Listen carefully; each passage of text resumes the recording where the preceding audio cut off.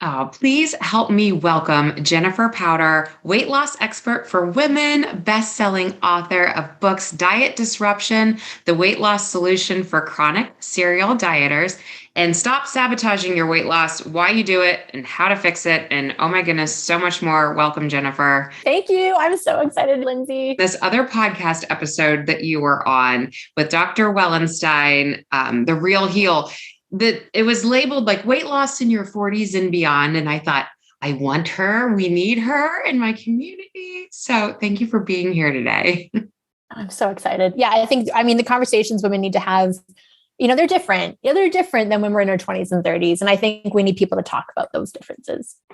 Actually, I'm going to kind of dive right in here and we'll get back to your story in a little bit. But I do think there's this, I think weight loss is always hard. And then you add in women and then you add in an age factor to that.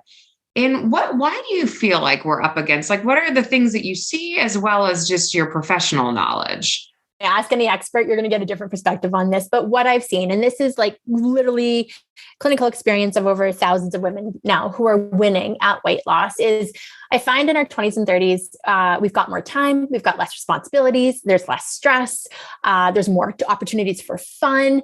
And then we kind of go into our 30s, marrying, careering, parenting, wifing, all these roles, which may include caregiving and caretaking roles if you have failing parents. In my experience, and for so many women, you can kind of slip to the end of your priority list or off it.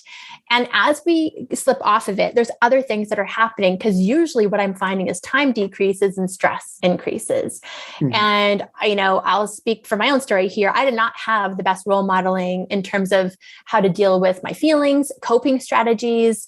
My mom did teach me those. I saw her smoking, drinking, checked out, numbing out. I love her. She loves me. It's not about that. It's that she didn't have a better skill set. She got taught what her mom did. And so, a lot of times we want to run from the pain and the hard, and we want to break, and we want to feel a bit of, relief, and food and or booze can become the quickest ways to get that in the moment. And yet it's such a fleeting feeling. And so I find that in our 20s and 30s, we've got a little bit more fun and a little bit more other things that are filling our exciting life buckets. And then it just gets a little heavier, metaphorically speaking, and sometimes literally speaking, and we got to figure out what to do. Yeah. Okay. So I feel like that fills this emotional component of it. Do you talk physiological at all? Do you really see, okay, there really is a real component of this that we're up against as well? It's both. I mean, a lot of times hormones get such a bad rap for our inability to lose weight, whether it's from perimenopause, menopause, or just hormonal changes in general, whatever that may be in terms of thyroid dysfunction or any kind of ghrelin leptin irregularity.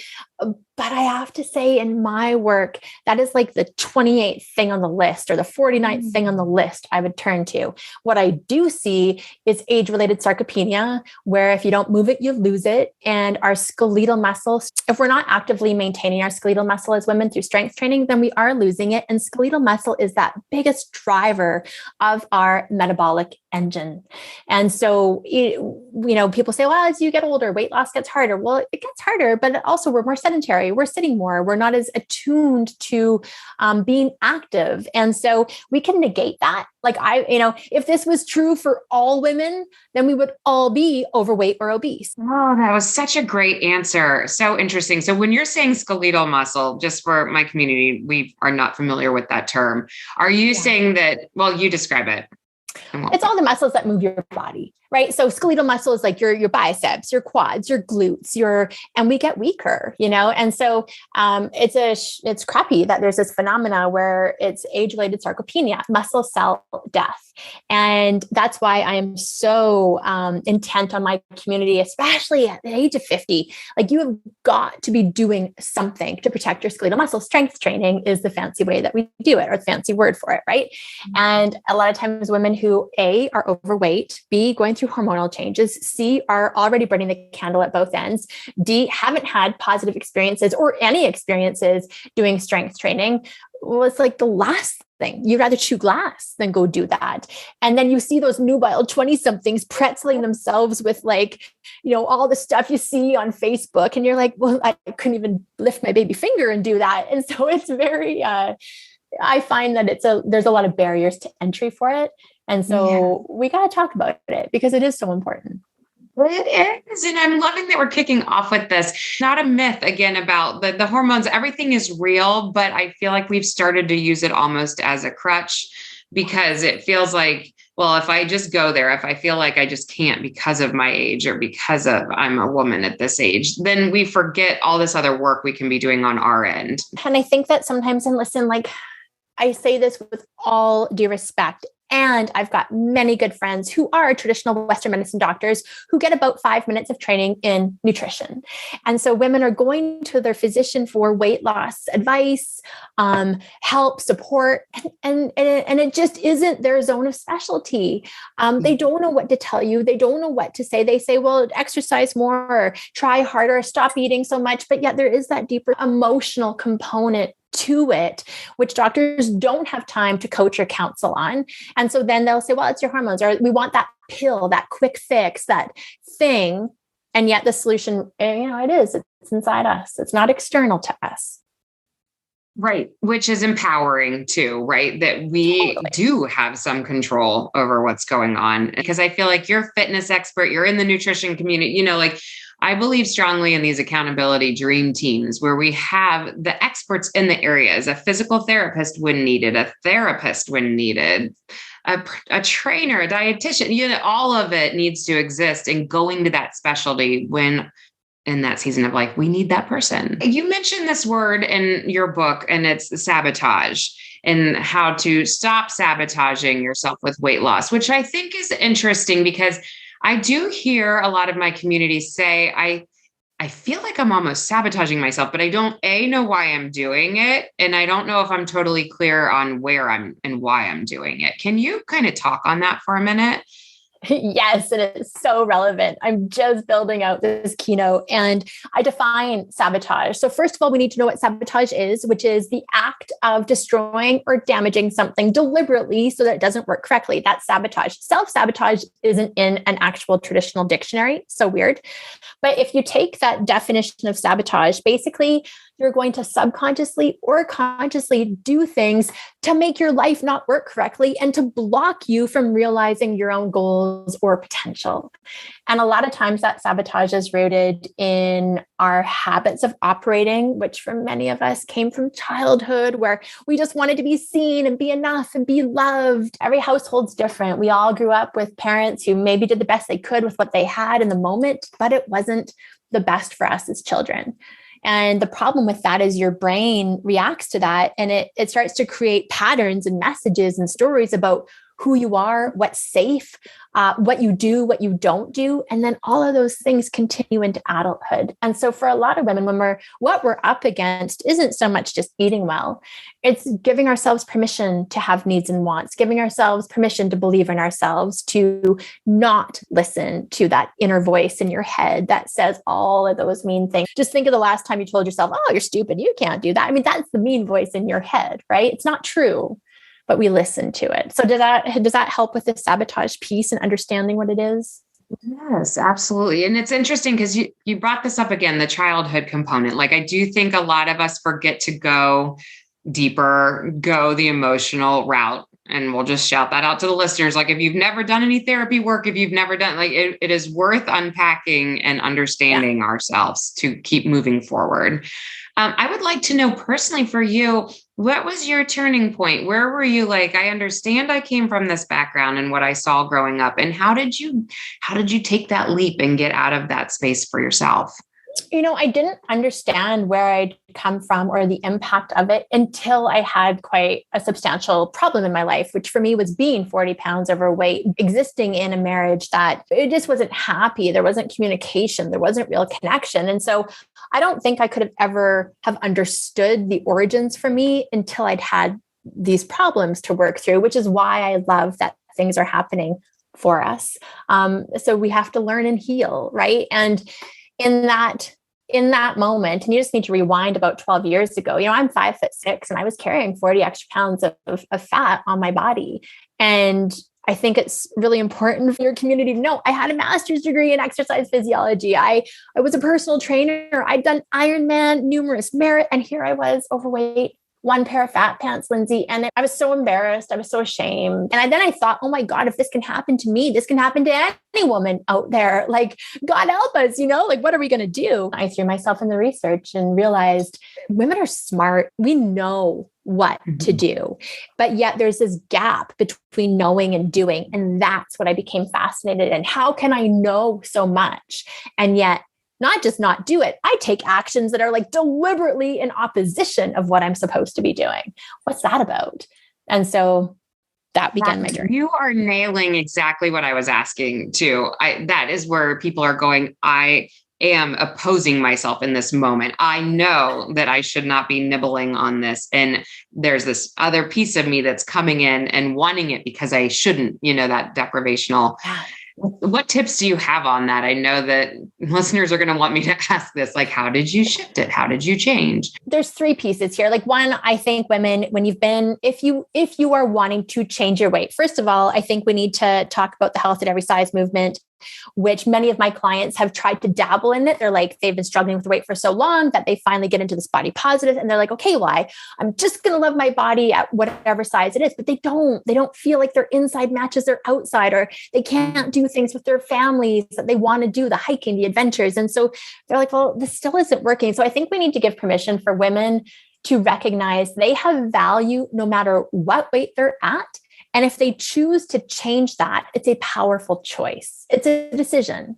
And to not, we can be shamed either way as women right now for either being too thin, being overweight, wanting to lose weight.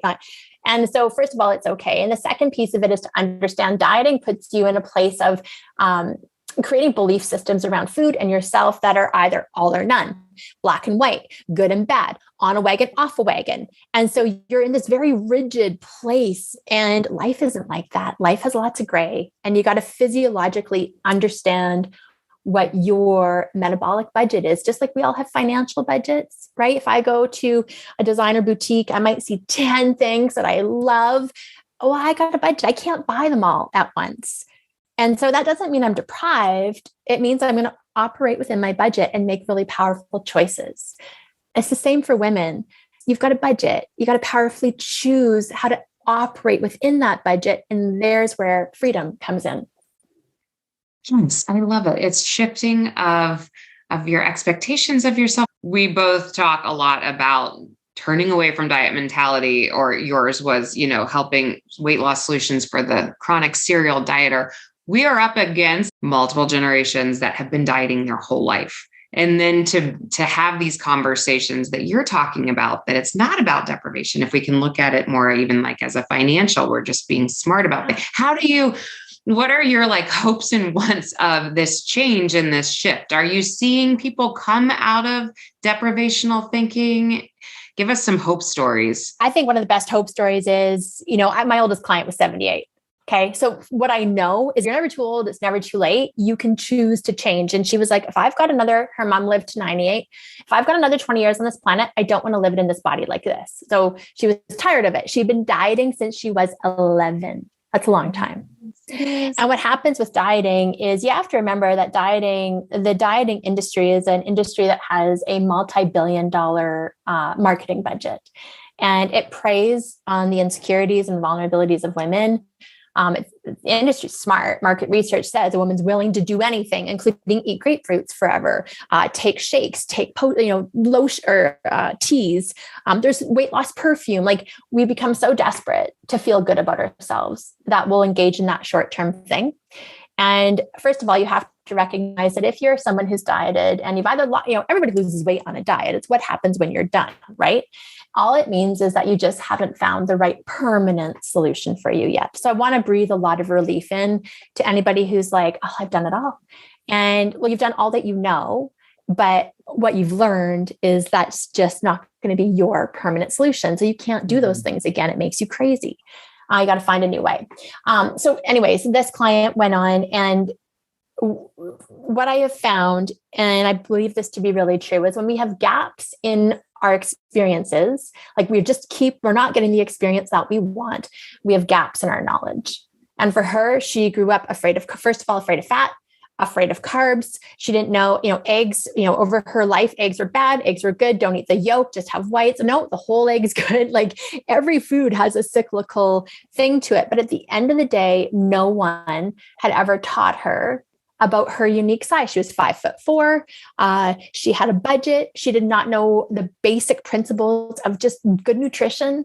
And once she learned that and then did the deeper emotional mindset work, she lost 25 pounds, and at that age, and then got stronger, got mentally healthier, had better boundaries. And we've completed our work together, but it's the new year. And so she sent an email and she said, I feel like I'm about to start living my next best chapter. Oh, I love hearing that. I talk a lot about health heroes because I think we need to know that age is not defining us, and who's that next person that is maybe 10 or 20 years ahead of us that is rocking it out. Do you have a health hero? I've got so many heroes. For me, like my clients are my health heroes because I watch them go through the transformation. I watch them wherever they go. Like we have to understand as women, wherever we go, there we are with our own thoughts and feelings. Like we're always up. The biggest adversary we have to slay is our own self. And as I watch my clients do it, we just had another health hero journey. It's literally a year to the date of when we worked together. 71 pounds gone, released off her body, never going to come back. Wow. And, she surrendered. For her, she just was so tired of the battle that she was willing to do it a different way, which didn't include going keto, which didn't include complete food group omission, because that's not a lifestyle she wanted to live. And so, yeah, I've got around so many amazing, Renee, Dr. Wells, there's so many heroes out there doing profound work for women's health right now. I think like anybody who's learning how to advocate for themselves in this space, we need those models, those role models to say, hey, you're not crazy. You don't just have to tolerate your symptoms. There's a fix, there's a cure. It's just not what you're doing. Right. Don't give up yet. Don't give up. Keep searching till you find that person. Don't give up. What's interesting, I heard you talk about this and I'm like, we're soul sisters on this too, as far as going towards exercise all the time. And I don't think you do this anymore, but that was your past thinking of like, I will fix my weight loss with exercise. And I've totally been guilty of this. So talk on how that kind of kept you stuck and where you've come from that. Okay. So this is going back 12 years ago, right? So 12 years ago, and in my 20s and 30s, I had all the time in the world to spend marathon training, half marathon training. That's a lot of time. As I became a mother and as I was building, I didn't have as much time. And so my energy expenditure wasn't as great. Like every woman, well, maybe not everyone, but I always thought I had 5 or 10 pounds to lose. I never did. So when I had this breakdown moment, I was like, I feel so awful about myself. I did what I knew. I repeated something from my past, which is I just needed to exercise. But here I was, I had this post-baby body, a weak pelvic floor. I was breastfeeding. So I thought, not just a little extra, go harder, go home. Right. Mm-hmm. So I signed up for intensive triathlon training again. And honestly, Lindsay, I drove myself into the ground and I didn't lose a pound, but instead I was shuffling. My pelvic floor got worse. And I think every woman can relate to this is if you're using it as your vehicle for weight loss, it is such an unreliable vehicle because the minute you get sick or the kids get sick or you've got work demands or something throws you, an injury, something throws you off your routine or your game, well, you don't do it. And then you now have no other coping skill or tools to manage the weight loss aspect of what you're trying to create. There's a better way. You got to manage what you eat because you can never, ever have enough time to outrun what you put in your mouth. I can overeat in 10 minutes. And it gets super scary to think like that you have to put in an hour, 2 hours or more in a day in order to maintain or lose. That type of thinking it's very pressure driven, which is not a good long-term maintenance either. Maintenance is the word that I wanted to throw at you because I think you're doing a beautiful job of maintaining. And I think it's one of the hardest things in the weight loss journey. What's been your best friend in that part for you? Well, I had to learn it. I had to learn for myself what weight maintenance was. And then I teach it. And first of all, weight loss is not magical. It's methodical. Like, let's be really clear. Fat metabolism is a simple scientific process. The body's brilliant. It responds to literally what we do, not what we wish we did, not what we could have done, not what we hoped, but not what we used to do. And now we're doing it so much better. Like the body's so smart. So you have to understand what fat metabolism looks like. And when you get to weight maintenance, what you're saying to your body is, hey, body, I'm good. I don't need you to be getting rid of any more fat. I'm just going to maintain it. And that is when you have knowledge of your metabolic profile index, your unique, like basic nutritional needs, and you understand if you eat in excess of what you use, your body has to store fat. Well, then you're so powerful. You're so powerful. What I find women say a lot, and I think it's a dieting hangover, is they're like, I never want to have to think about this again. I don't want to have to think about food. I don't want to stress and obsess about my weight. I don't want to And I think we need to pivot that thinking to, I'm so excited to pay attention to myself. I'm so excited to learn how to take care of myself. I'm so excited to give myself my own time and attention. Because I guarantee you, you give that consideration to your partner, to your children, to your finances, to your home maintenance, as opposed to thinking of it as a chore. I really think we need to embrace that. Well, you eat every day. You probably are going to have to think about it. In fact, the more you develop healthy routines around it, the less stressing and obsessing there will be, but you need the routines in place. Jennifer, you can drop the mic and just walk out now. Oh, so spot on that. Yes. If we can pivot and turn it towards a self-care act, doesn't that change the whole, like my shoulders just dropped just listening to you talk about it. Like, yeah, I'm buying in on that. Oh, I love that. It's not a pain to make breakfast for yourself. You're like the super, we talk about health heroes, be the hero in your own life and take care of you like the superwoman you are. Women do a lot. If you're like me, I grabbed a coffee or a cookie. I'd feed my kids perfect breakfast. I would do that for them. But then I would try to get through my day basically running on fumes and then wonder why I felt so depleted and tired and cranky by 4 and then craving the cookie or the sugar to boost me. It feels so good to feel good. Let's do that as a community of women. Like, let's all start to feel so good together. Yes. So you bringing up this is also making my mind go towards, I feel like a lot of us go from caffeine to alcohol, and do this like dance throughout the day of more energy and then simmer down at night. Talk about alcohol for us for a second. Let's talk facts. Alcohol has absolutely zero nutritional, there's nothing in alcohol that we need. And in fact, alcohol is a direct weight loss blocker. First of all, I do drink. So I want to make that clear too. Okay. It's part of my lifestyle. But if you know my story, and I'll tell you in case you don't, red wine was a huge part of my reward system 12 years ago. I would get through my day. I felt like I'd put in so much hard work and I just wanted a treat. I mean, I was a good person, right? I just need to relax. Oh, this is me time. And it was just on autopilot. I would go to the cupboard, I'd get the glass of wine, I'd pour the red wine into it. And I'd be like, but it wouldn't be just one, Lindsay. I'd go back and I'd get another glass. And maybe on the weekends, maybe even a third one. So alcohol is void of anything nourishing for us. And in fact, alcohol is a depressant. It's a great way to distract ourselves from feeling what we're feeling. But like physiologically speaking, you could be in this amazing state of fat metabolism. Maybe you've nailed your food. You're doing really well. Fat is ready to be mobilized off your body. The minute you put alcohol in your body, all systems stop. All systems, and your liver goes, she's poisoning us. So fat metabolism stops, glucose metabolism stops, and everything goes to processing the alcohol. And people get really caught up. How there's like this big marketing push on all the low carb or no carb drinks, like White Claw. I don't know what your brands are, but like there's all of this like no sugar. Alcohol in itself is 7 calories per gram. So we fail to recognize that. And alcohol does not need to have a label on it because it has no nutritional qualities. So the FDA says we don't need to put any labels on it. So we have no idea what we're doing. And I think and know from my own personal experience that alcohol, when you're choosing to consciously have it and you're really deliberate about why you're having it, when you're having it, how much you're having it a night, and how much you're consuming in a week, it's a far different experience than having alcohol be your crutch, be your social connector, being your anxiety reliever, being your social lubricant, being your stress relief. Alcohol cannot give us what we emotionally crave. It just simply numbs us to our emotional craving in the moment. Yes. And so your pivot on that area, like I do think it's such a hard area. It's an area I'm focusing on this year of life, or this season.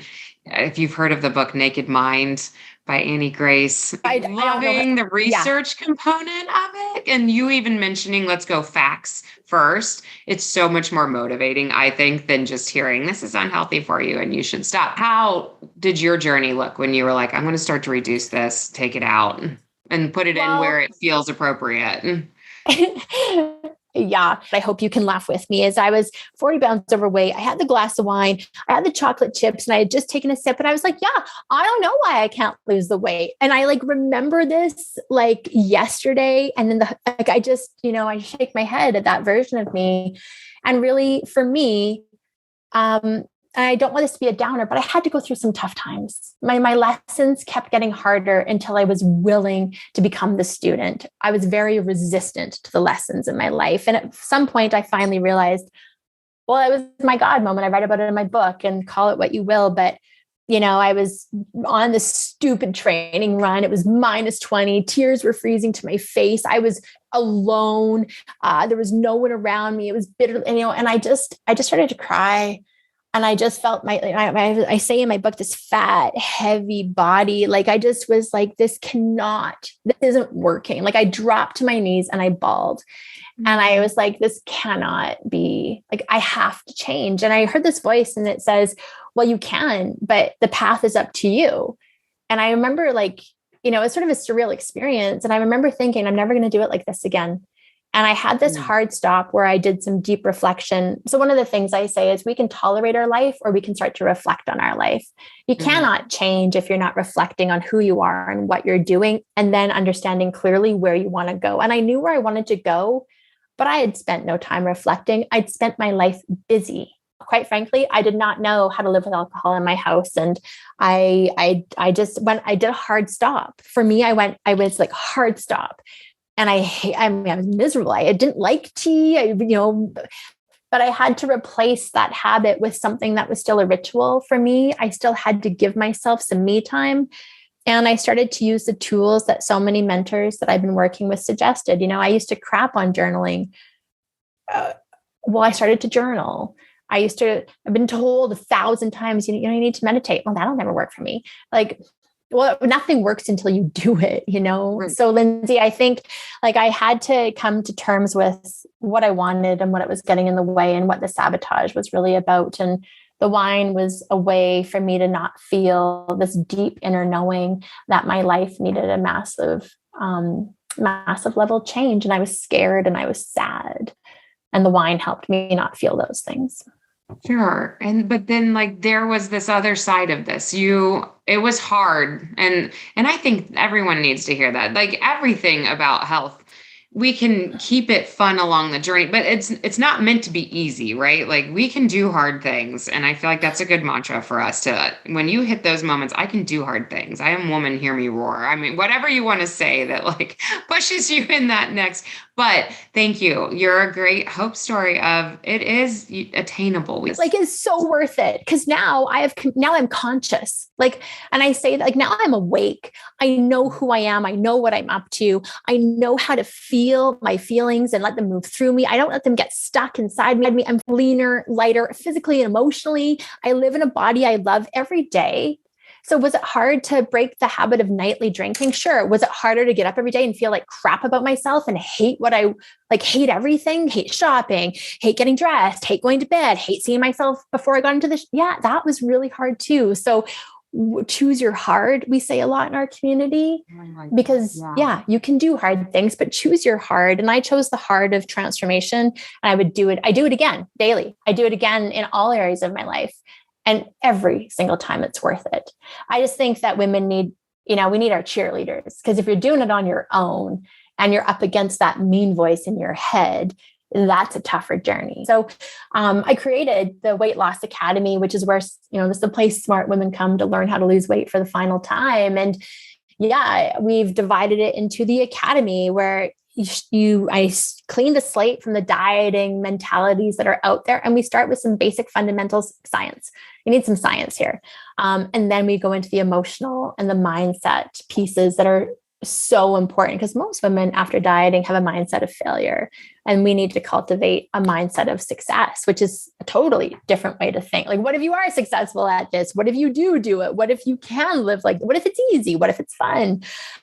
So Weight Loss Academy is our main program. I'm there teaching and coaching twice a week live, and which is my greatest joy. And then we have an academy community for our members to interact and support and connect with.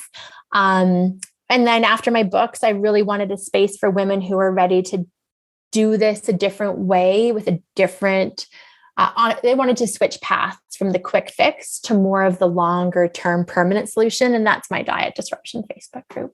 And what's the best way to reach out to you? I'm on Facebook Lives 3 times a week in the Diet Disruption movement. So it's like this movement of getting women to stop dieting and to disrupt that dieting mentality. So that's a great place to come on in and connect. Like, we know all of our members that come in weekly. We welcome you into the community, and then you can ask me questions. I'll do Facebook Lives for you all, every month, Tuesday, Wednesday, Thursday, to get the clarity, because a confused mind is also a self-sabotaging mind. You'll stay stuck.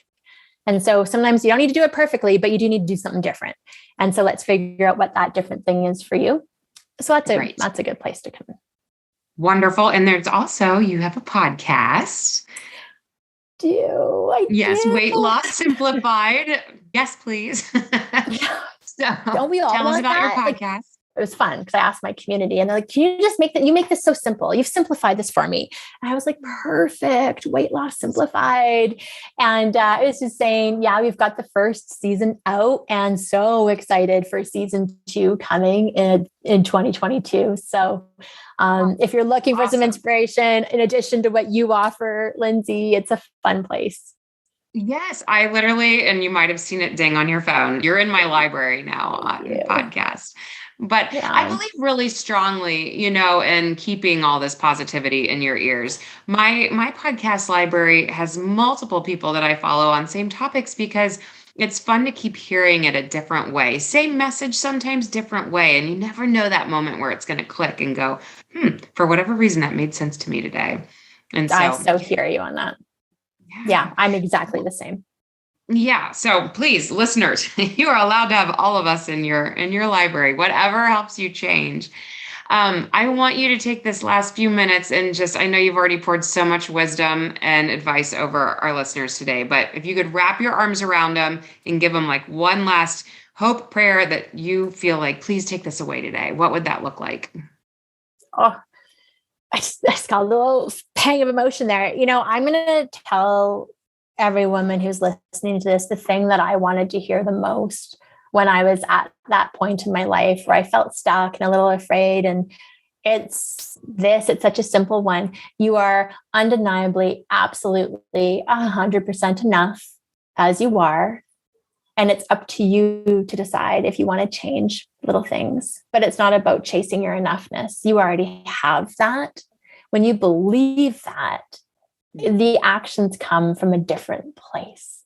I just think women need to hear that right now. The last 2 years have been so hard. We've all been up against things that never could any of us have ever imagined. And none of us have all been 100% at our best, whether that's parenting or alcohol consumption, or, you may have had more sourdough bread in this past year than you have in your entire life. But we've done our best. And I hope that that's a message that someone needs to hear today. Well, chills. And thank you. We are so blessed today. You're coming back on at some point. Thank you, Lindsay. I loved being here.